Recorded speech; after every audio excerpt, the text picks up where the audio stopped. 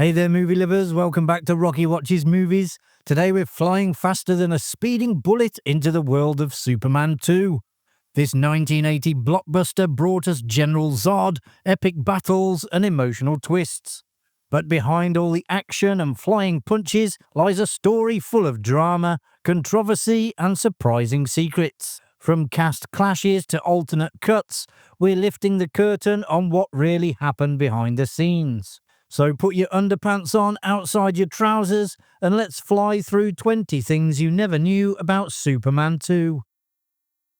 The original plan during the early stages of production on Superman the movie was always to create two films and shoot them at the same time. This approach meant that director Richard Donner, along with the cast and crew, had to be meticulous about continuity.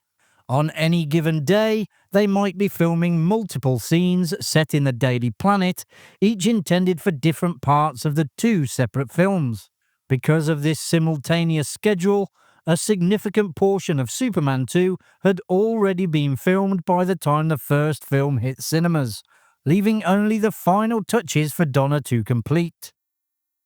As production on the two films progressed, director Richard Donner frequently clashed with producers Alexander and Ilya Salkind and Pierre Spengler, particularly over spending, with Donner claiming he was never given a clear budget. The tension got so bad that Donner and Ilya Salkind stopped speaking to each other, and Alexander tried to get him fired. Despite the tension, Warner Brothers was impressed with Donner's work and contributed additional funding. Hoping to rein him in, Salkind brought in a Hard Day's Night director, Richard Lester, initially directing second unit footage and seemingly getting along well with Donner. In December 1978, Richard Donner spoke about the success of Superman and the sequel already in progress. Donner expressed a strong desire to take greater control over Superman 2, going as far to issue what was essentially an ultimatum. If producer Pierre Spengler was returning to oversee the sequel, he would step away. The Salkinds, who already had a strained relationship with Donner, refused to yield. Ilya Salkind's close personal friendship with Pierre Spengler, along with his continued tension with Donner, ultimately shaped their decision. Ilya explained that Pierre was a childhood friend. He recalled that when Donner insisted on working only on his own terms, he told his father they couldn't work with someone like that. He described the choice as a very simple one, driven more by emotion than by anything else. In March 1979, Donner received a telegram officially stating that his service were no longer required on the film. The cast of Superman the movie expected to return for finishing Superman 2 under Richard Donner's direction, whose dedication they admired. Instead, they came back to find him fired, sparking outrage. Christopher Reeve called the Salkinds untrustworthy, while Margot Kidder bluntly said, "If I think someone is an amoral a-hole, I say so." Gene Hackman refused to return. Donner distanced himself from the franchise, though was later offered a shared director credit with Richard Lester. But Donner walked out after watching part of Lester's Eiffel Tower sequence, simply saying, "Forget it." The first Superman movie borrowed its climactic set piece, where Superman flies at high speed around the Earth to reverse time, from the original ending planned for Superman 2. That concept would have seen Clark Kent rewind time to a point where Lois Lane no longer remembered his secret identity. Donner and his creative consultant, Tom Mankiewicz, borrowed the ending with the notion that they'd always be able to come back and find a new finale for Superman 2 when the time came. Marlon Brando's scenes as Jor-El, Superman's father, couldn't be used due to an ongoing legal dispute between the actor and the Salkinds concerning his earnings from the first Superman film. This complication, coupled with the absence of a definitive ending, forced Richard Lester to significantly restructure the sequel. Lester brought in screenwriters David and Leslie Newman to help craft an updated story. While it still centered on General Zod as the main villain and Superman's desire to become human in order to be with Lois Lane, many other aspects were altered. Lester also reshot several scenes originally filmed by Donner. Ilya Salkind later estimated that Donner had completed as much as 60% of Superman 2 before his departure. But by the time the film hit cinemas, at least that much, if not more, consisted of new footage directed by Lester. Rather than paying Brando his share of Superman 2 profits for a continued appearance, the Salkinds and Richard Lester decided that instead of receiving guidance from his father, Kal-El would now hear from his mother, Lara. Actress Susanna York was more than happy to reprise her role for the sequel. Even shortly after Superman 2 was released, some fans argued that Richard Donner's version might have been the better film. Online discussions kept the interest alive and fueled hopes of an official release. In the early 2000s, two key developments made that hope a reality. Warner Brothers, preparing a restored version of Superman, found all the existing footage, including Donner's unused material. Then, with 2006's Superman Returns in development, the studio struck a deal with Marlon Brando's estate to reuse his likeness, clearing the way for Donner's deleted Jor-El scenes to be restored. Editor Michael Thor soon reached out to Donner and Tom Mankiewicz to assemble a new cut. Sorting and organising the footage was a monumental task, with approximately 6 tons of film delivered. Since the reels had been stored in the UK for years, they had to be baked to remove moisture that had been absorbed over time. Donner harboured deep resentment towards the scenes filmed by Richard Lester, admitting it was difficult for him to review them, though some had to be included to ensure the story remained coherent.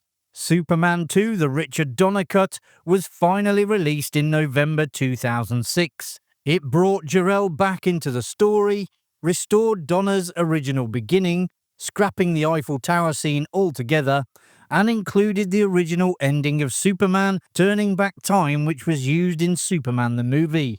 It even included a scene from the Niagara Falls Hotel where Lois shoots Clark, that used Margot Kidder and Christopher Reeve's original test footage, as it hadn't been shot during the main production. To film some of the Metropolis scenes, a scale model of New York City, which posed as Metropolis, was constructed at Pinewood Studios in England. A full-scale replica of 42nd Street was also built at a cost of $4 million, along with 2 additional scale models to capture all the necessary shots for the street fight sequence. For the Niagara Falls segment, it was deemed too dangerous for a stuntwoman to leap into the water, so the base of the falls was recreated in the studio to safely film the required scenes. Richard Donner makes a brief cameo in the film, in the scene where the depowered Clark and Lois approach the truck stop diner by car. Donner can be seen walking past the driver's side on the left of the screen. He's wearing a light tan jacket and appears to be smoking a pipe. Superman 2 drew criticism from anti-smoking campaigners due to its prominent Marlboro product placement. The cigarette brand paid around $40,000 to have its logo appear throughout the film. Lois Lane, who never smoked in the comics, was depicted as a chain smoker, further fueling backlash. One scene even featured a truck bearing the Marlboro logo, despite the fact that real tobacco delivery vehicles are unmarked for security reasons. The controversy grew serious enough to prompt a US congressional investigation. Since the film introduced 3 new Kryptonians to Earth, the crew had to create 3 additional flying rigs for the actors Terrence Stamp, Jack O'Halloran, and Sarah Douglas. While Christopher Reeve eventually grew accustomed to his Superman flying rig, the other actors weren't so fortunate. Douglas later revealed she suffered a shoulder injury from the extensive wire work, which troubled her for the rest of her life. O'Halloran ruptured a disc in his back, requiring surgery. Meanwhile, Stamp was always nervous that the wires supporting him might snap. Although O'Halloran successfully campaigned for better harnesses and safety mats, the damage had already been done. When it came to casting Zod, director Richard Donner wanted someone with genuine gravitas and intensity. Terence Stamp's name was put forward, but Donner initially doubted he'd be interested in the role. Then they met. As Donner later recounted, the two connected over a shared interest in transcendental meditation, which they'd both recently explored. During their conversation, Donner improvised a backstory for Zod on the spot while pitching the role, something that piqued Stamp's curiosity. According to the director, Stamp saw it as a fresh challenge and eagerly agreed to take part. There has been criticism about the Niagara Falls scene and the time it takes for the boy to fall. It appears to be for around 30 seconds, giving Clark Kent enough time to transform into Superman and rescue him. In reality, it would take only 3 to 4 seconds for someone to fall to the bottom. Some have argued that the scene would have worked better if the boy had been shown clinging to a ledge for a moment, attracting attention before finally slipping, mirroring the way Lois Lane was saved during her fall in the previous film. The film features several other scenes that have long sparked debate among fans and critics. One example is Superman's amnesia-inducing kiss, used to make Lois forget his secret identity. Many saw it as a narrative cheat, especially since the ability was barely established in the comics, appearing only once or twice in obscure stories. Donner removed this scene and replaced the original ending, as Tom Mankiewicz said that Clark should never be seen kissing Lois. Only Superman should kiss her. Another scene involves Superman removing a strange plastic-like film from his chest emblem and throwing it at Non. The S symbol momentarily traps the villain before vanishing without consequence. Fans criticised it as random, pointless, and not rooted in comic lore. The scene was later mocked in a 1999 episode of Family Guy. What was that? Yeah, take that, you jerk. That was a minor inconvenience. Yeah, well, that's the idea. Slowed you down. I'll say.